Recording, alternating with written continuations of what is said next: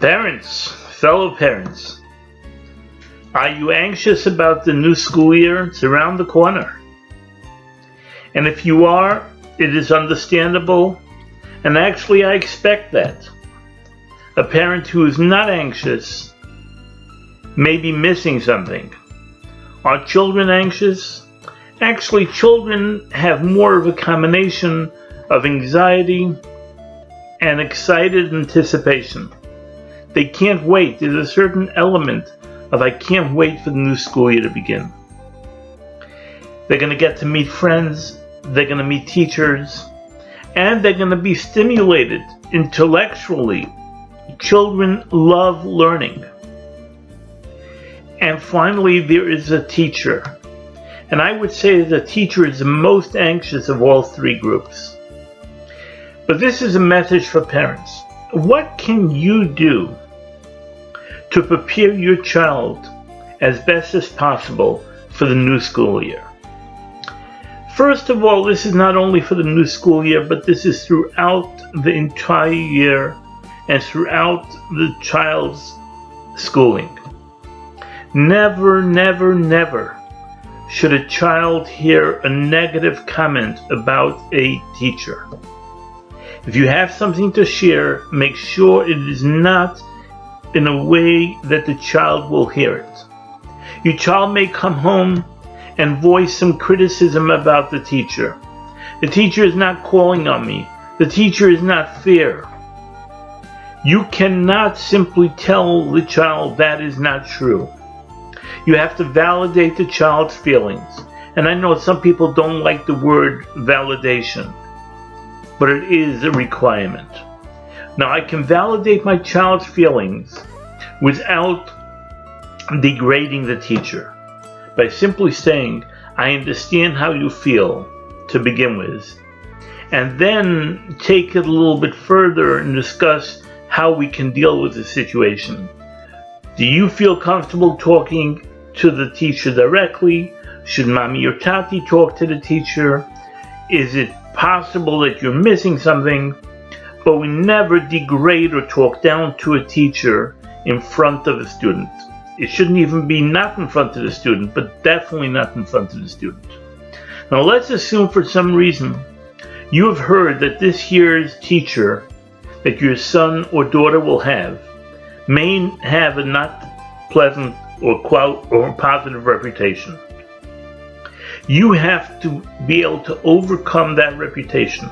The bottom line is, unless you decide to change schools, and unless the school is open for parents to choose the teachers, that is a teacher that your child will have. And you have to make sure that you show an excitement for that teacher and not the reverse. Something that is such a practical, easy thing to do before the new school year begins is for you, parent, to contact the teacher. Try to imagine this dialogue. Teacher, this is Mr. Schwartz calling. I have to tell you, I am so excited for the new school year to begin. I am happy that we are going to be able to partner in helping my child grow and develop. I'd like to tell you one or two pointers about my child that may be helpful, but I also want to make sure that you can feel comfortable calling on me anytime throughout the year if you need my assistance. The best way to contact me is either phone, email, text, voicemail, whatever it may be. But make that initial contact. You'd be amazed. Even if every single parent would call the teacher, not only even, I would suggest that every parent call the teacher. The teacher will appreciate that, and it sets a good tone of partnership.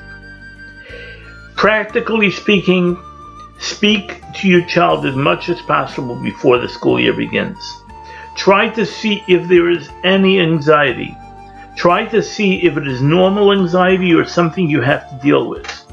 Make sure the night before school begins, your child is ready, clothes ready, school supplies ready, goes to sleep on time, gets up ready, gets up early, ready to begin a new day, a first day, a new school year. Send them off with everything they may need. You don't want to create a situation the first day when the teacher is looking at all the students and sharing their school supplies. You don't want to have a situation where your child is missing school supplies. Very, very embarrassing for the child when they feel they're missing something that they could have easily had. And also, be prepared that first day when the child comes home after school. Stand there with an excitement. I missed you. I'm happy that you had a day in school as much as I missed you.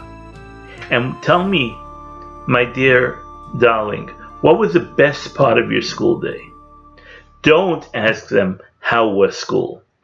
Because you may hear, okay, or boring, or I wish I had another teacher, or I can't, something negative. But if you ask, what was the best part? You're setting the stage to hear something positive. And then try to have your child go through the day. What happened? What did he learn? Show your excitement. Show your interest. And if there is something that is creating discomfort for the child, try to nip it in the bud as quick as possible. And let's hope and assume that your child is going to come back with a good report. There is no reason why you can't take a small piece of paper and write down, "Dear teacher, my child came home so happy yesterday.